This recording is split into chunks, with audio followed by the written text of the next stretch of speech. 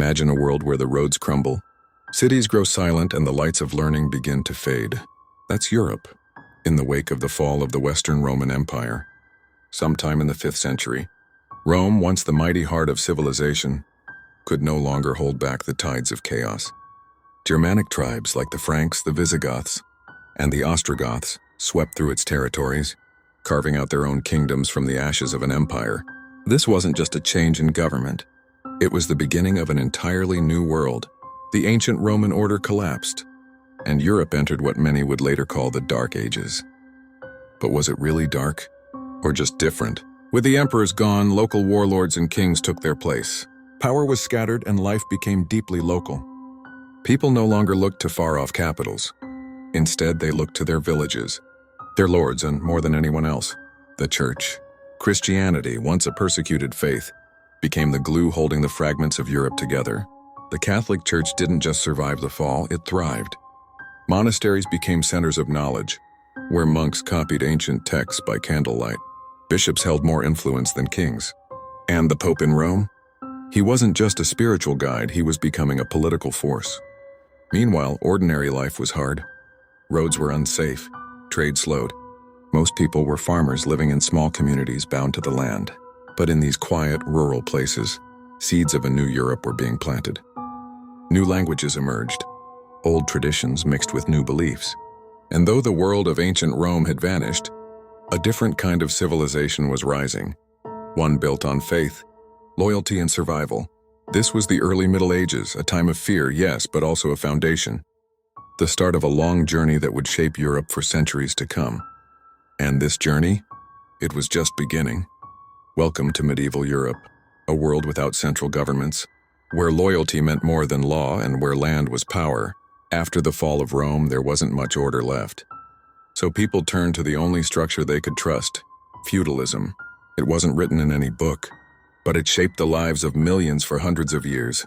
Here's how it worked. At the top was the king. But even he didn't truly control the land. He just granted pieces of it to powerful nobles, or lords in exchange for loyalty and soldiers. Those lords then gave parts of their land to knights who promised to fight for them. And at the very bottom were the peasants, or serfs, who worked the land in exchange for protection. It was like a giant human pyramid, built on promises, oaths, and a whole lot of inequality. Life in a medieval village was tough. Most peasants never traveled more than a few miles from where they were born. Their homes were made of wood and mud. They worked from sunrise to sunset, planting crops, tending animals, and paying taxes, always paying taxes. Knights, on the other hand, trained for war from a young age. They followed a strict code of chivalry, which sounded noble. Protect the weak, serve the Lord, honor the church. But in reality, they were elite warriors whose armor could cost more than a peasant would earn in a lifetime. Lords lived in castles, massive stone fortresses, both homes and strongholds. They were symbols of power, surrounded by walls, moats, and guards. Inside, life was more comfortable but not luxurious. There was no electricity, no running water, and winters were bitterly cold. But even in this rigid system, everyone had a role to play. Loyalty was everything. If you served well, you might earn protection, food, or even land. If you betrayed your oath, let's just say justice in the Middle Ages was swift and brutal. And above all of this, looming over every castle, every village, every battlefield, was the church.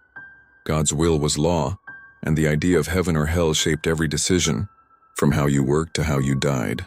The feudal system wasn't fair. It wasn't efficient, but it worked for a while. It brought order to chaos. It gave people a place in the world, even if that place was painfully small. This was the feudal world. Harsh, unequal, deeply religious, but it held Europe together, like scaffolding around a civilization still under construction, and soon that structure would be tested by faith, by fire, and by plague. In medieval Europe, there was one institution more powerful than any king, more feared than any army, and more respected than any law: the church. Not just a place of worship, but the beating heart of medieval life. From the poorest peasant to the mightiest emperor, everyone believed in one thing: salvation. And salvation could only come through the church. At the top of this spiritual empire stood the Pope. But don't think of him as just a religious leader. The Pope was a king in all but name. He crowned emperors, excommunicated rulers, and often decided the fate of entire kingdoms. without ever lifting a sword. Church and state weren't separate, they were deeply tangled. Monarchs needed the church to legitimize their rule. A king without the church's blessing, he was just a man with a crown. But if the Pope supported him, then he ruled by divine right. This gave the church immense leverage. Monasteries spread across Europe like quiet fortresses of faith. Monks lived simple lives dedicated to prayer, study, and labor. But don't be fooled. They were also scholars, scientists, and record keepers. In a world where most people couldn't read, monks were the guardians of knowledge. Cathedrals rose in every major city, towering stone monuments that touched the sky. Built over decades, even centuries, they were symbols of spiritual glory and earthly power. And the money to build them? It came from tithes mandatory, donations from the people, and from kings hoping to earn favor. But the church's influence wasn't always gentle. Heretics, those who questioned church teachings, were hunted. The Inquisition, a dark chapter in religious history, sought to root out false beliefs through interrogation, punishment, and sometimes execution. Fear became a tool of control. Yet it wasn't all darkness. The church also unified a fragmented Europe. It brought people together through shared belief, rituals, holidays, and hope. It preserved ancient texts, inspired art and music, and offered comfort in a brutal world. Still, power corrupts, even holy power. By the late Middle Ages, critics began to whisper that the church had grown too rich, too political, too far from the humble teachings of Christ. And those whispers, they would one day spark revolutions. But for now, in the heart of the Middle Ages, the church was the sun around which all life revolved. Kings came and went. Wars raged and faded, but the church remained, watching, guiding, and ruling from the shadows and the altar alike. The Middle Ages weren't just about farming and faith. They were also a time of chaos, bloodshed, and enormous transformation. Nothing shows this more than two of the most dramatic forces of change, the Crusades and the Black Death.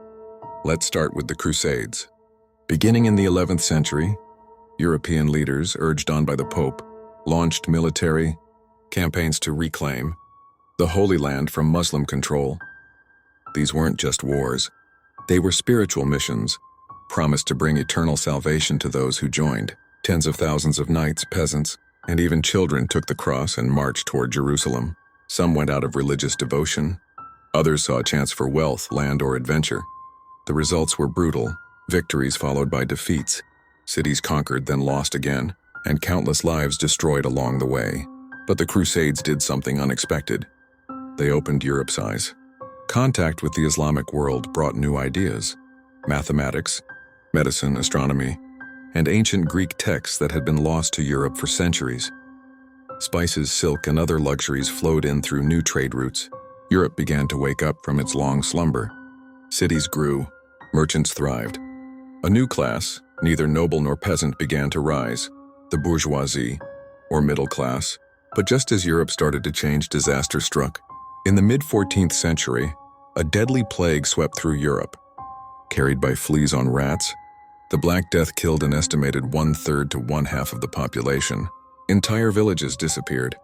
Cities were silenced. Fields went untended. It was one of the deadliest pandemics in human history. No one understood it. People blamed the stars, bad air, foreigners, and even the wrath of God. Fear ruled the streets. Trust broke down, and yet somehow life continued. And strangely, the plague also changed things for the better.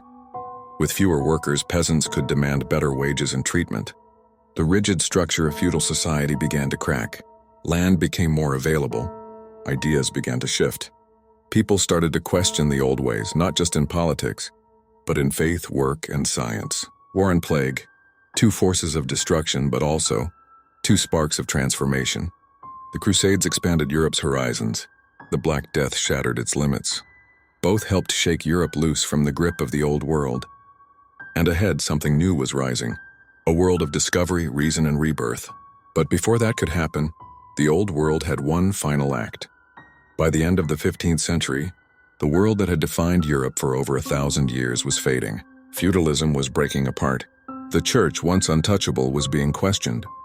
The long night of the Middle Ages was giving way to a bold and curious dawn, the beginning of the modern era. What caused the shift? First, kings began to rise in power. Monarchs like France's Louis XI or England's Henry VII started building centralized states. They created standing armies, national taxes, and bureaucracies that didn't rely on feudal lords. Second, cities and trade exploded. Towns like Florence, Venice, and Bruges became centers of commerce and culture. Merchants, bankers, and artisans took their place on the stage, reshaping the economy and society.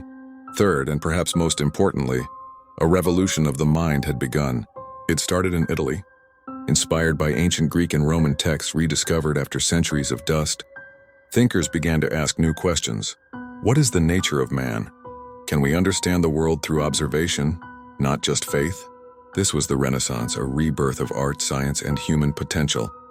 Artists like Leonardo da Vinci and Michelangelo, scientists like Copernicus, writers like Dante and Petrarch.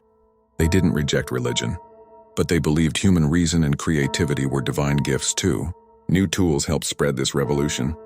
The printing press, invented in the mid-15th century, allowed ideas to travel farther and faster than ever before. Books were no longer just for the elite.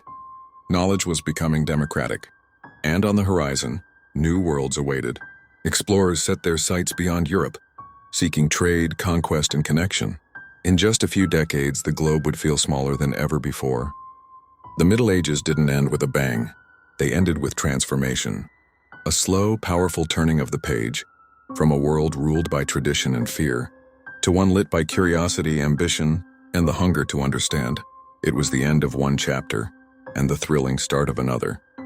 If you enjoyed this journey through the Middle Ages, don't forget to like, subscribe, and hit the bell so you never miss a story from history that shaped the world we live in today. Drop a comment below. What part of medieval life surprised you the most? And tell us what era you want us to explore next. Thanks for watching, and remember, history isn't just about the past. It's the story of how we got here.